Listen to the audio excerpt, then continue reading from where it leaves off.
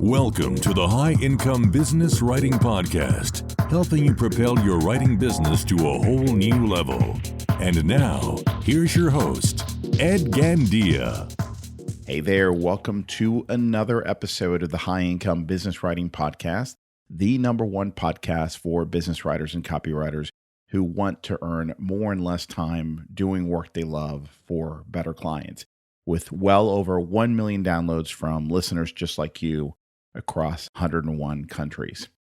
So the real strength of your own positioning, messaging, and marketing is when the economy is challenging, not when clients are flush with cash and enjoying overinflated marketing budgets as they were over the past 3 years or so. And that's why it's so important to continually improve your own marketing skills and habits.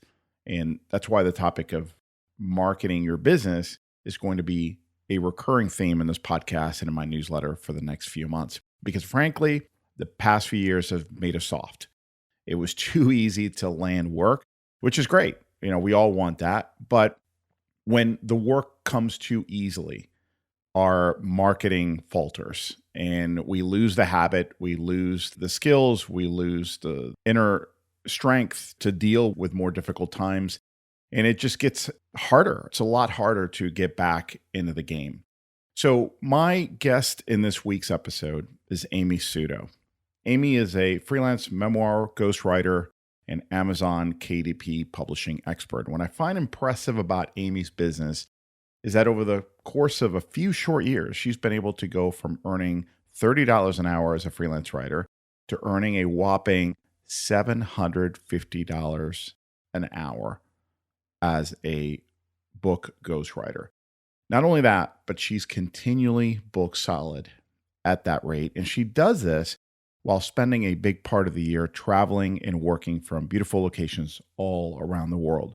It almost sounds too good to be true, doesn't it? Well, as you'll see in this episode, Amy will explain where she started, her journey to where she is today, how she got here to this current level of success, what she does to continually attract her ideal clients, and how she can command these ultra high-end rates. In fact, even how she deals with objections and how she explains her value to prospective clients. And I'll give you a quick hint, narrowing down your focus is a big part of the secret here. Narrowing down your target market, your value proposition, your positioning. We talk a lot of strategy in this conversation, but we also get very tactical. This is a great conversation for any writer to listen to, regardless of where you might be in your freelance journey. Hope you enjoy it. Amy, welcome. Great to be talking with you today. Thanks so much for having me, Ed. I'm excited to be here. I'm excited to talk about this stuff because I know you're really passionate about some of the things we're going to be talking about here today. And, you know, I feel like we've entered an age where things are just going to be more difficult than what freelancers think they should be. I feel like the past 3 years or so have been really easy and suddenly things got hard.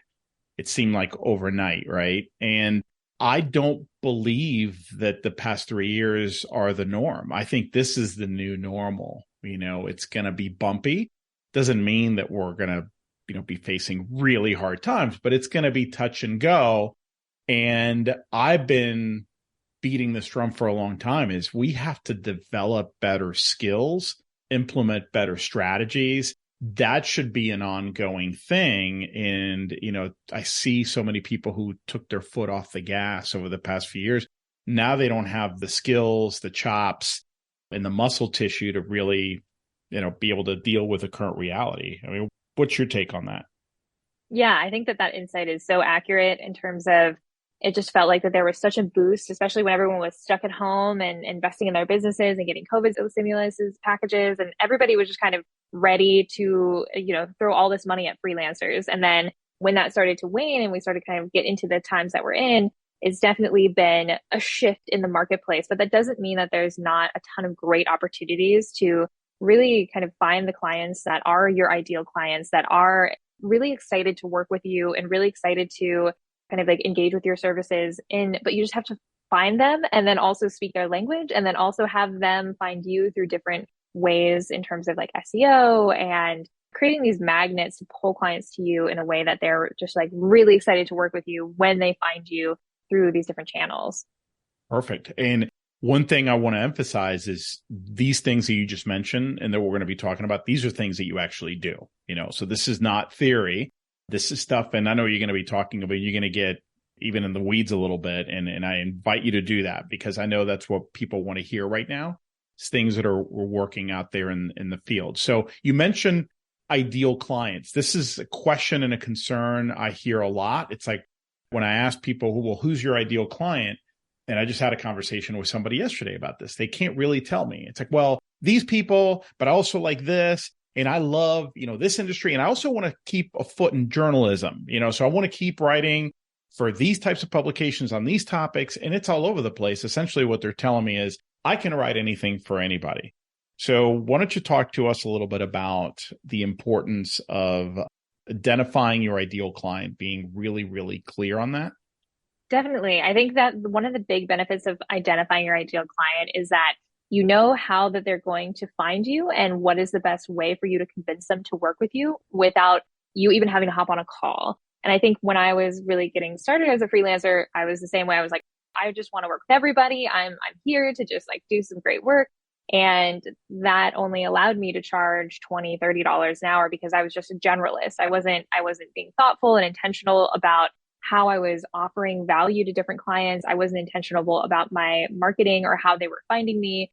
And this year, which is tough economic times, I was able to raise my rates to $750 an hour because I got laser focused on how to talk to my ideal clients, the value that I was able to give them, and also trying to figure out exactly what are those like magnets to pull them to me through SEO on my blog, through a bunch of different channels that I was able to identify like, oh, this is going to be the thing that's going to get you from being on the fence about working with me to being like, yes, Amy is the perfect writer for this job. I'm so excited to get started on this project with her. And I think that psychology kind of spills over into sales psychology, but no sales psychology is going to be useful if you have no idea who you're trying to target or how you're even going to help them and provide value to them. So true. So a couple of things you mentioned that we can't just kind of ignore. One is your internal hourly rate now is up to $750 an hour. Okay. Whoa, let's come back to that. But I also want to provide a little bit of context. So let's backtrack a little bit. You said, you started a few years ago and like many of us, you started really low, bargain basement level. So give us a little bit of context and a little bit of history. Yeah. So I started freelancing around 7 years ago. And I was doing it just part-time on the side. I was actually trying to be a writer in Hollywood and I was working minimum wage assistant jobs, working my way up the ladder. And I started moonlighting as a freelancer. And I started to see that my skills as a freelancer were getting more in demand than my skills as a TV writer in Hollywood. And so I started ghostwriting memoirs and doing copy for different businesses and just really kind of growing that slowly. And when the pandemic hit in 2020 and everything shut down, and I was just like, you know what? I don't think Hollywood is going to give me the kind of life that I want. I want to travel. I want to see the world. And I basically quit Hollywood, went full-time freelance, started quarantining in different Airbnbs with a bunch of friends around the country. And then when the restrictions lifted, I started traveling around the world and I'm now a full-time digital nomad. And the kind of like switch for me really happened when I was like forced to kind of think about what kind of life that I wanted and how I wanted to help people and what I wanted to do with my writing. I still do my own creative projects, but when I'm working with other people, I really love being able to give them something written that will change their life and help them in their business, in what they're working on, and to like really move the needle for them and understanding the different ways that I could leverage that when I was helping ghostwriting different people's memoirs or their business books or helping them with different copy. I was able to see like the moments that that needle was able to be moved. And then in this last year, I focused almost exclusively on book ghostwriting as well as some business writing and copywriting, but mostly business book ghostwriting because I'm seeing how the long form copy is, or the long form content as a freelance writer, I'm able to kind of really dial things in for people in a way that ChatGPT could never. Which AI is like definitely something that I think a lot of freelancers have on their minds these days. But that's kind of been my journey of like trying out different things, trying out kind of like different paths, but really always coming back to the niches of like business book writing and copywriting for the business world and kind of helping people in tech. But that this year I've kind of mostly focused on the book side of things. Perfect. So let's come back then to ideal client. Sounds like your value proposition or your positioning is that you do business book ghostwriting. So tell us about your audience. For whom?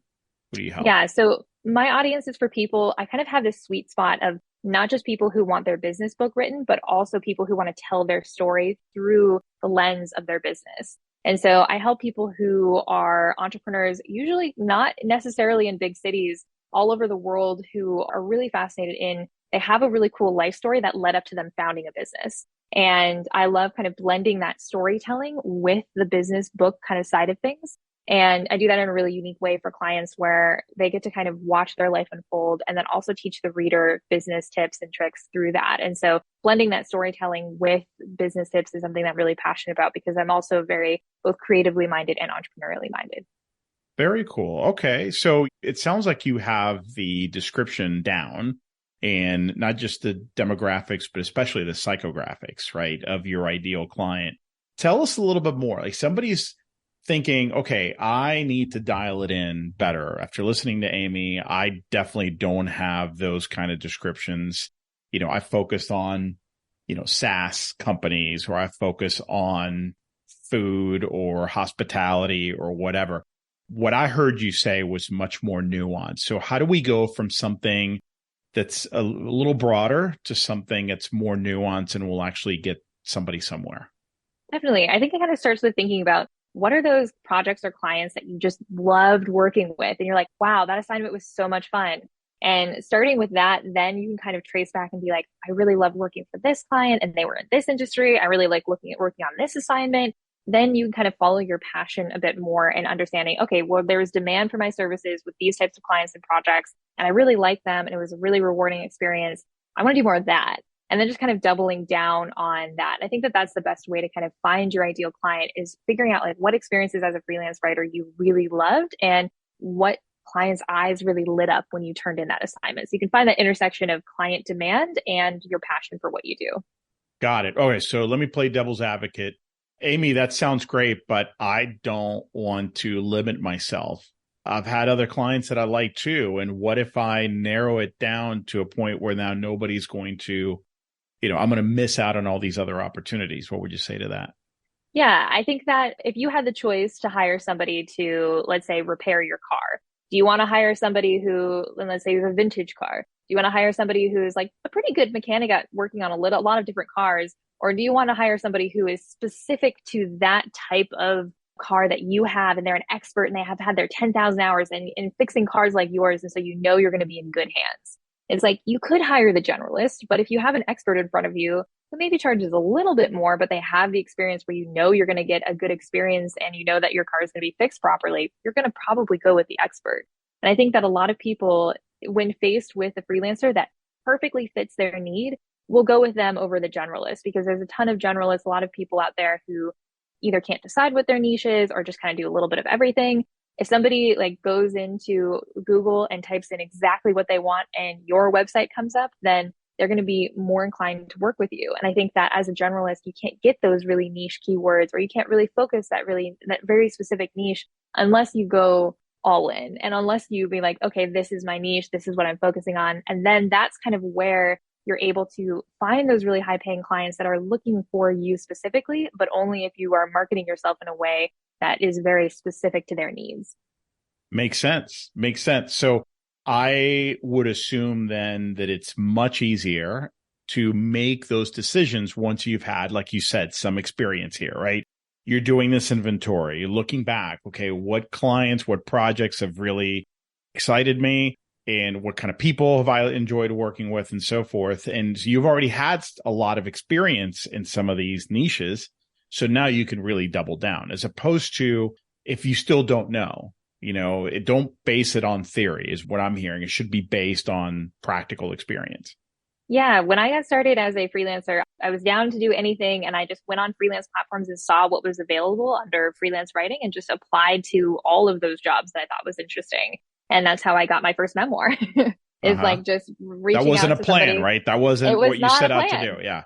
No, it was a business book memoir combo, and I just thought it sounded really interesting. And I was just like, this seems great. And it ended up being a really cool experience. And so I think that you kind of have to just try in the beginning to try a bunch of different jobs. But as soon as you really start to have a great experience with one type of client, one type of niche, getting narrow quicker, because if you stay too much in the zoom out too generalist, it's just going to be too difficult to compete for those clients that you're actually best suited for, that you're most excited to work for.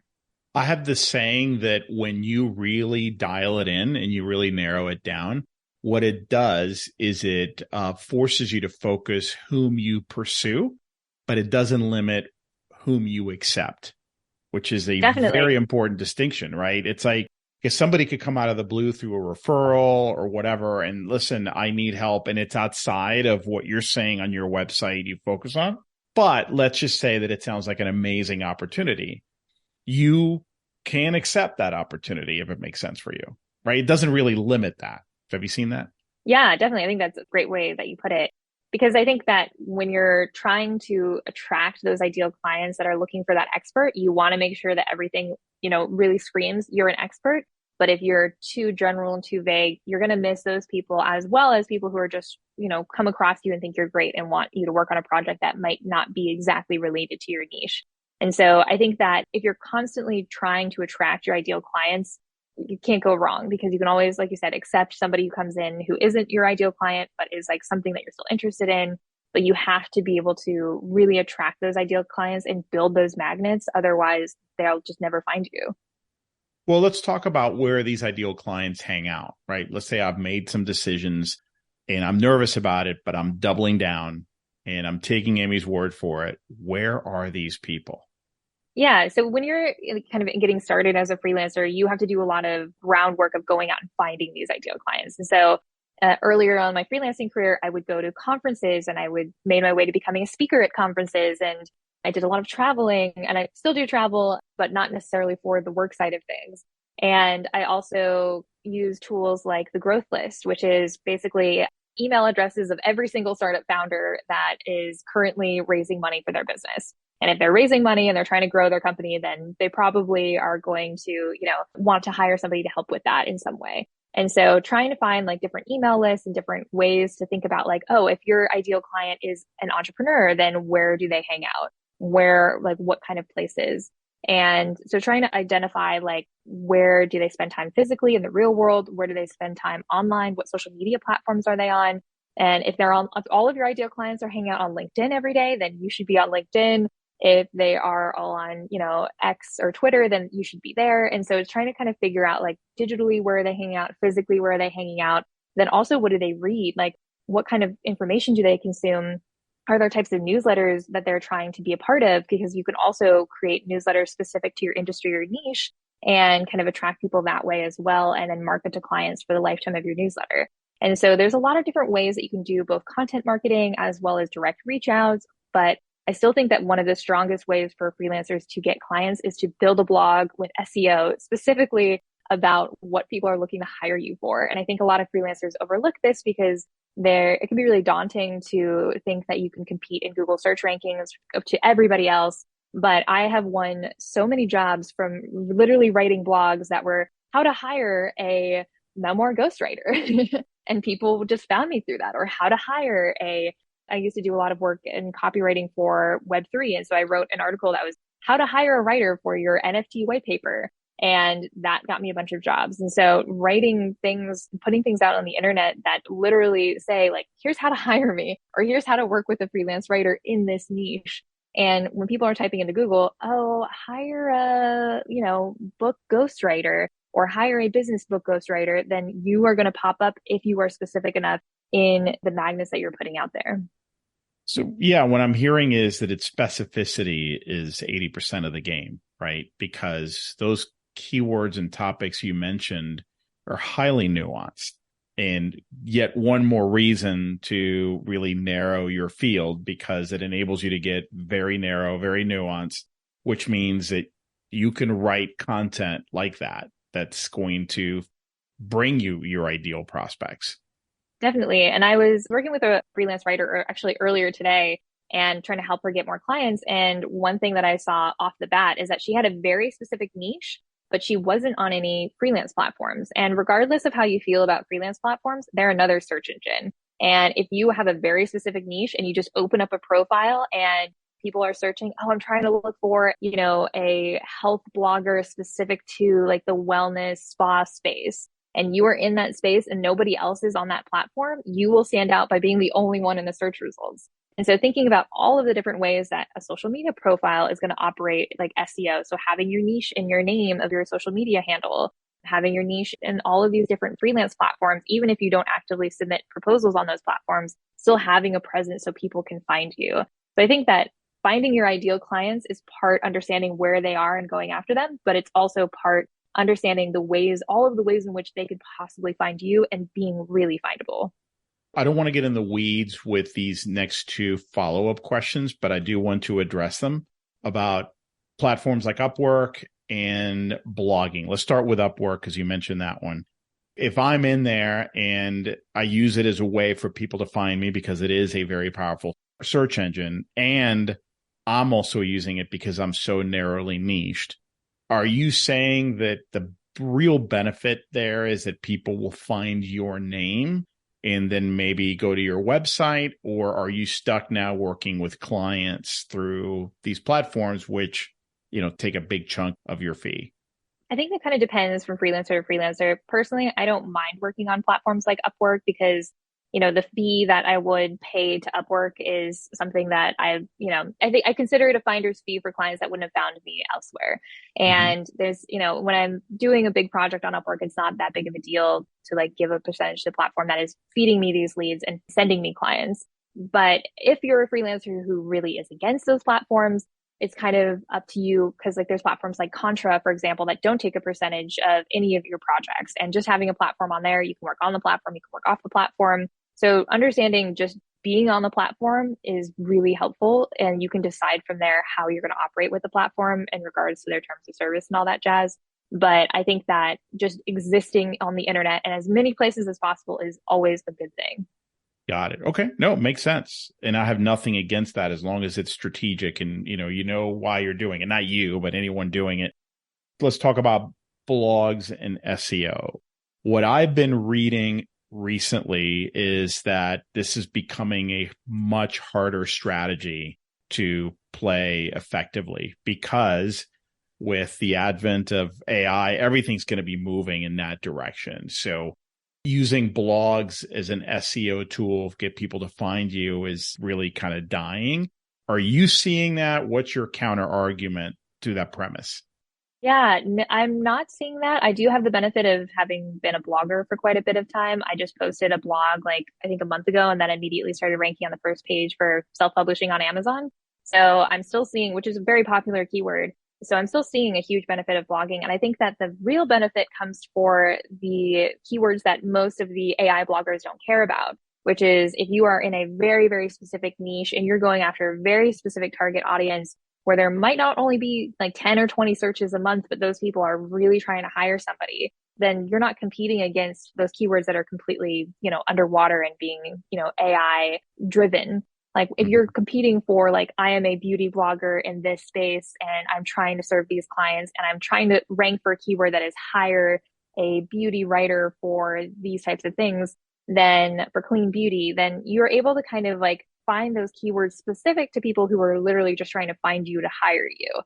And having a blog that is, consistently posting and well ranking is its own kind of like strategy. But even if you just have a blog and just really kind of hit those really niche keywords, you can still get a ton of traffic and in ways that you're not going to expect because those niche keywords don't have a ton of competition. So I still think it's valuable. I still think I was working with this other freelance writer who started posting these very niche keywords on her blog. And then within a week, she was getting jobs from them. And so that's pretty crazy to like move that quickly. But I think that because the keywords that you're after, if they're specific enough, I think that they can do you a lot of good. Yeah, no, I'm with you. I'm with you there. It makes sense.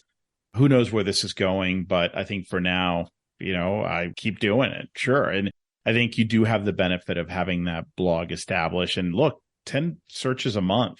If these are serious players and you're ranked high, or maybe the only real relevant result. That's huge. That's huge. So I like it.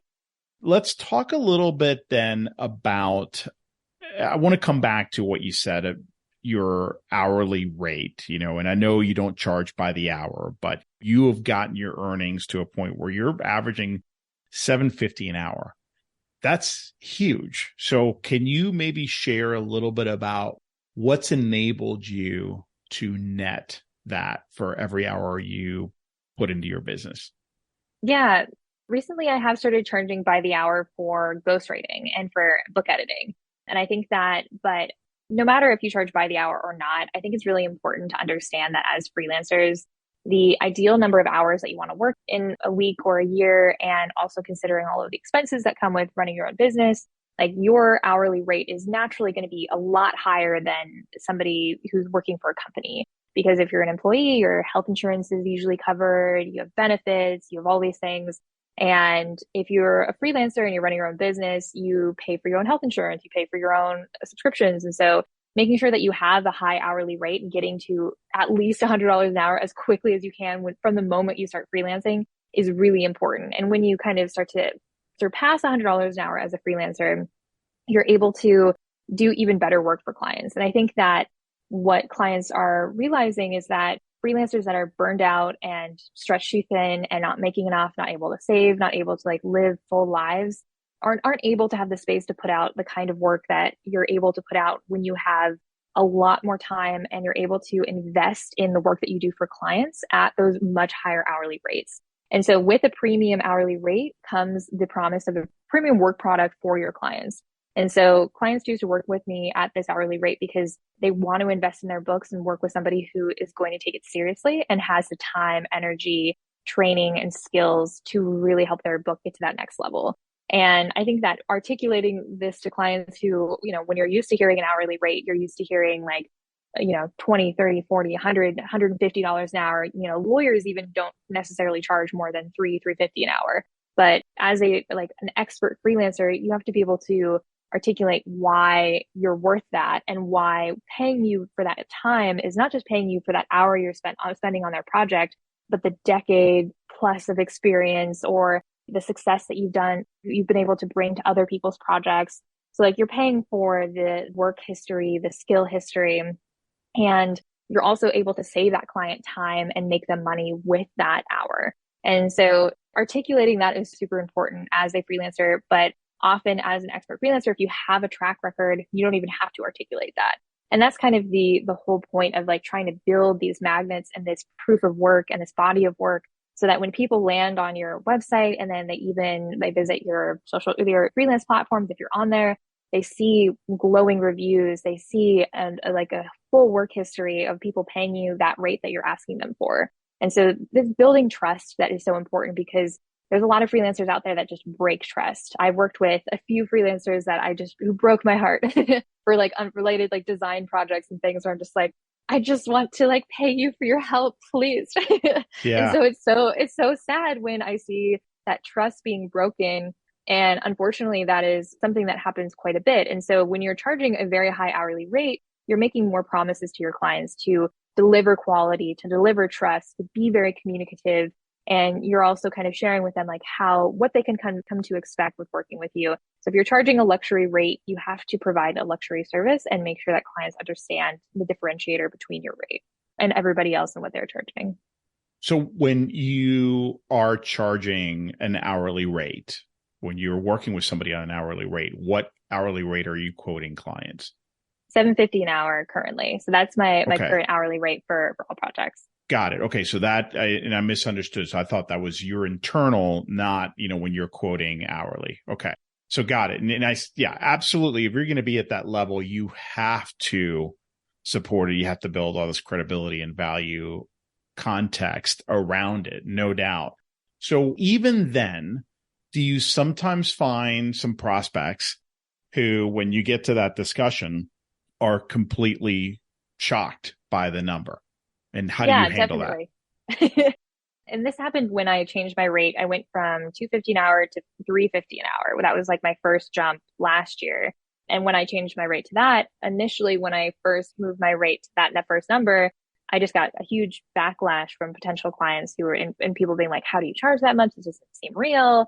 And then slowly when I started getting clients and building up that social proof at that number, that completely disappeared. Same thing happened when I jumped to 750, when I didn't have a full track record on my Upwork profile, on other platforms showing that I had projects at that rate. I got a bunch of messages being like, I think there's a typo in your rate. I think there's a zero there that shouldn't belong there. And I'm like, nope, not a typo. Have a great day. And I think that especially as a woman on social media and on these platforms, like you can get a little bit of backlash when you're charging more than some people's lawyers. And I understand that. And so, but then when I started landing projects like 750 an hour because people saw the value and I was able to show that track record on Upwork and be like, hey, look, this is I'm charging and people are paying, what I'm charging and they're happy with the work and they're really, excited about what I'm providing for them and the value makes sense. Then people, stopped saying that there was a typo and started saying, when are you available? Like, what's your project slots like? How much will this cost in total? And then I was able to actually move past the shock of what the number was to articulating like how I would work with them and how I'd provide value. So I think that a lot of freelancers are afraid of charging past a certain amount because you think that, oh, nobody's going to pay that. There's always going to be clients, your ideal clients will pay the rate that you're asking for. It's just a matter of making sure that the rate that you're charging is also commensurate with the value that you're giving them and that you're in the right niche, providing the right service to the people who care about what you're doing. And that can be tricky to line up. And it took me time and earlier in my freelancing career to make sure that I was providing the type of value that my clients really got the most out of.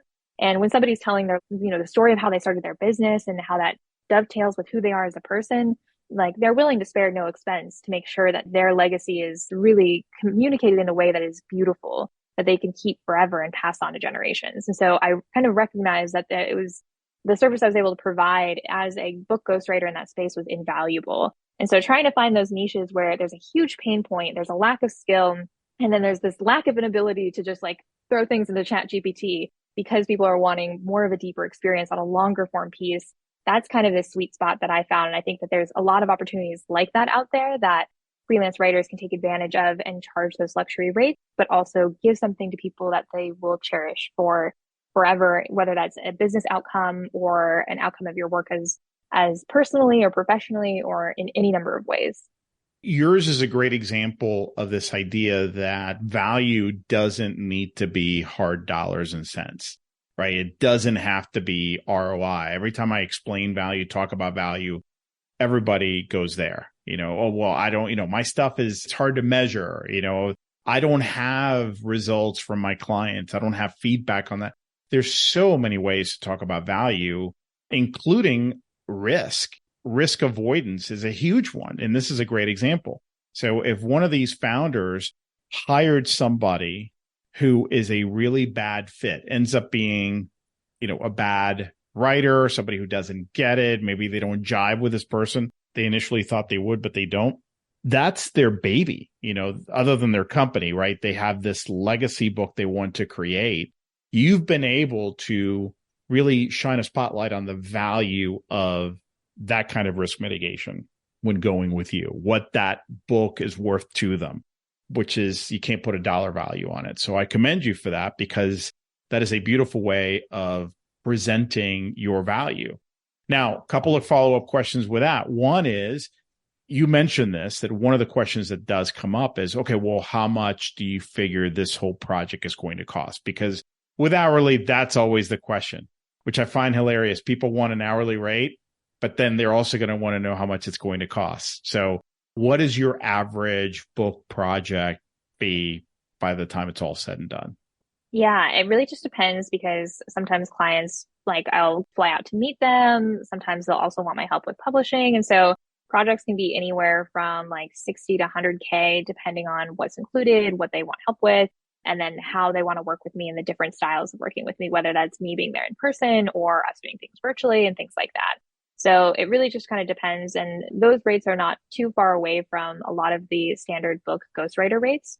I think that the difference comes in because one, I'm a professional and I can work a lot faster than a lot of other writers, but also I think that another place that I'm able to offer a lot of value is either being in person with people, and those projects can kind of go a lot further than 100K, and like being able to like kind of walk people through a process in a really prestige way. And so the hourly rate, like, it helps me to protect my time and protect my ability to give really good work with people, and also protect my ability of, because I'm also an expert and work a little faster than beginners, I want to make sure that that rate also protects, doesn't penalize me for being a little bit more quicker than other writers. And so that's another kind of piece of the value of, like, you're working with an expert in this process. Like, books don't take me as long as other writers. Like, I think that, like, for a lot of the projects that I do, like, depending on how I'm working with the client, it can take anywhere from like 3 to 6 months to do a full book start to finish, through the whole draft and multiple revisions, beta readers, talking to friends and family, all of that.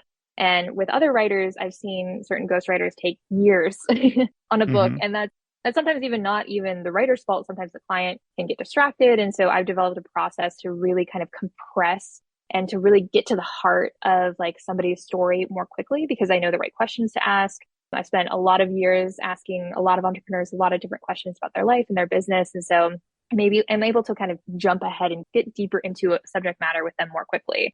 And so I think that another kind of thing that my business model offers people is saving them time. And so I think anytime you can save people money, save people time, help them cement a legacy is really important. And so, but yeah, anytime you're quoting hourly, everybody wants to know the project rate. But the nice thing about working hourly is that if a project starts to balloon, like, you given them kind of like the guidelines of how much it'll cost. But if they want more out of the process, they want more value, they want more help with something, they want another draft, they want you to do more interviews. I've attended friends and families, like family reunions. Like, I've kind of been at the beck and call of people, and I'm able to be really generous with my time on an hourly basis. And so that's why I think hourly for the space that I'm in currently works the best. And yeah, it sounds like you have that conversation dialed in. When they ask, you can give them an idea, but then you can also explain what goes into it, which is really important. Somebody wants to understand what they're working with here. One thing that stood out for me too is that you're selling a luxury service for a client who wants a top-notch, high-end experience. Right. And that is a small percentage of the market, but you don't need that many. I want to really highlight that. I think it's really important. If you were an agency that's trying to crank out a bunch of these books every year, I think that would be much more difficult to do. But it's just you. You have basically a white glove luxury experience here, and you're able to charge a premium for that. In fact, I would even say that if you were too low with a lot of these clients, they would be concerned. Yeah, definitely. And I think that that's something that is really surprising. And I've seen other freelancers talk about this too, where sometimes they'll have like a mid-tier offering and then a premium tier offering. And their premium tier offering at the higher price point will sell so much better than their mid-tier offering. And I think that that just goes to show that clients want to pay more for higher quality things, and they want to pay more for peace of mind, trust, and understanding that they're not going to have to go through 4 freelancers to get their book done. And a lot of clients come to me after they've tried to work with an agency or a big company that just didn't take their book and their project and their life seriously. And so I think that the benefit that freelancers have in this new economy is a lot of people are going to be trying to outsource with AI or agencies or different things. And they're going to realize that they're not getting that kind of like attention to detail that a real skilled professional who cares deeply about the work that they do will give them. And so I think that's where like expert freelancers can really kind of define themselves in this more difficult economy and make sure that they are singular. And you can do that through personal branding, through marketing, through offerings, but also through pricing, which is really important to make sure that you get that right. I love it. What percentage would you say of your business comes from platforms like Upwork versus people finding you directly through your website and your blog? Yeah, it definitely changes, but I would say about 20 to 30% of my business comes through platforms like Upwork and Contra. Mm-hmm. And then the rest comes through almost exclusively through my website. And then I occasionally get leads through social media, but I have found social media is very hit or miss in the kind of clients that I'm after, because usually they find me or their assistants find me directly through my website rather than, scrolling on social media. Got it. And how many clients are you working with at any given time? I'm sure it varies because of the cycles, but on average, are you currently working on one book or usually 2 books, but one is just starting? How does that work? Yeah, I try to stagger them and schedule them out. So I'm currently working on 2 book projects at the moment, and I have another one starting in about a month and a half. And so I'm trying to make sure that, because as a luxury freelancer, you have to make sure that you don't have too many projects at one time. So I often try to close my like accepting like of new clients and create wait lists when I need to, or be like, hey, like just so you Which know, makes you like more here's what. attractive, by the way. Definitely. And so I think just being honest about your availability is actually a great marketing strategy. Being like, hey guys, I'm full. Like, I don't have any availability for the next few months, but I will be taking new clients in February of 2024. And so just kind of giving people these ideas of like when you'll be available also makes them more motivated to get everything organized on their end to hire you, and also to see that you're in demand and see that other people are hiring you, which also improves social proof and trust. Tell me a little bit about your travels. I know you're a digital nomad. You're currently in one city. You're about to go have another adventure. Give us a flavor for what your lifestyle is like in that regard. Yeah, so I just got back from Peru where I was so excited to work on a new book project. And then while I was like in the middle of that book project, I did a 4 day trek to Machu Picchu on the Inca Trail. And so to be able to like work on my freelance work in this beautiful town of Cusco, Peru, up in the mountains, and be like diving into this like new book. And my office was this like really beautiful sunroom that overlooked the city and had like the sunlight streaming in all day. And then being able to go out in nature and spend 4 days in nature, just enjoying being there and going on this hike of 26 miles to Machu Picchu, and then come back feeling like excited and refreshed and then ready to get back to writing. Like being able to have that flexibility to work on projects I'm really passionate about and then go and enjoy nature and the cities that I'm in. I'm going to Japan next year. I'm headed to Costa Rica in a few weeks. Like that kind of flavor and flexibility of travel also makes me a better writer because I have all of these perspectives. I'm also able to meet my clients in different places. I met up with one of my clients in Athens to discuss her book and some book edits we were doing with her. And so it was really Athens, cool to meet Greece, up. not Athens, Yes. Georgia, right? Athens, Greece. Okay, just making sure. Yeah, yeah. Because Athens is 2 hours away from me, but it's Exactly. a different one. Yeah. That's great Athens also. But yeah, it's been really neat to be able to go and meet my clients in different places. I'm in New York several times a year to meet up with some of my clients there. And so it's really nice to be able to like have this ability to go to people in person, because even though I think you can get a lot done on Zoom, asynchronous work is an incredible way to work through things creatively and collaboratively if you know how to use it right. But I do think that there is still a magic of being in person, especially when you're talking through really complex like subjects about your childhood, your life story, your business, like. And so being able to offer that to my clients as a digital nomad and just kind of like being able to like bop around and meet up with people, I think is also something that gives me a competitive advantage. And it's also something that makes me a better writer, because when I'm writing stories for people who are not from the US and are from other places in the world, I'm able to be like, oh, I can understand you because I've been to that place. And I've walked in your shoes in this place and you've given me a tour of your hometown. And to be able to be kind of like almost journalistic in my approach with memoirs allows me to write in my client's voice better. And so that commitment to being able to be like, yeah, I'll just hop on a plane, let's go. Like it's something that I'm able to do with my lifestyle as a digital nomad. That sounds wonderful. It's great. It's wonderful. Can I come join you? Absolutely. One thing I want to kind of circle back to some of the things you've been talking about. You've really emphasized the importance of attraction marketing. What I like to call attraction marketing is get people to come to you. I think especially with your target audience, that is essential. People who are looking to write a legacy book like that aren't advertising it. It's a decision they've made. It's a personal decision. And they're out there, or their assistant is out there looking for someone who can make that dream possible. So I think it points to the fact that we need to, once we understand who our audience is, and we decide to double down, that we get a really good handle for A, where they hang out, and two, what kind of marketing mix we're going to need to deploy.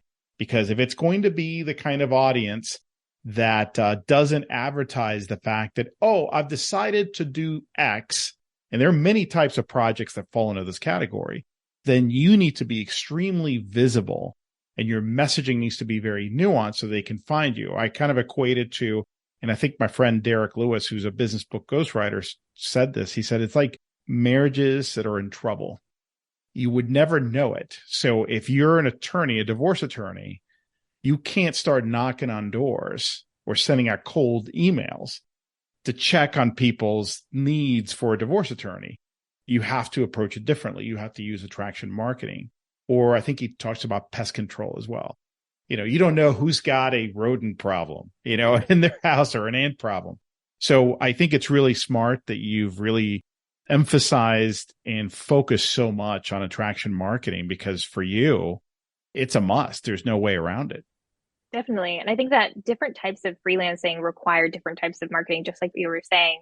When I was more in tech copywriting and Web3 copywriting, I could send out cold emails and like 8 out of 10 of them would turn into clients. But when it comes to book ghostwriting, if they're not thinking about writing a book, they're not going to be writing a book. They're just not. And so I think that I had to learn a little bit the hard way when I was like, oh, I can definitely like find more book clients. Like this will be easy. And then going the cold email route, I'm like, no, even if I got calls with people, I just realized I'm like, if they're not caring about this and they maybe aren't even big readers or don't care about leaving their legacy, they're just here to chat and see what's going on and what this is like, then they're not going to be good clients. It's the clients that come into my website that read an article about what ghostwriting is like or how to work with a ghostwriter or what a book can kind of do for their legacy or their business. They're the best clients because they already have that bias of they found me, they've done their homework on me. So they're already mostly convinced to work with me because they've experienced me in many different ways on the internet before we even hop on a call.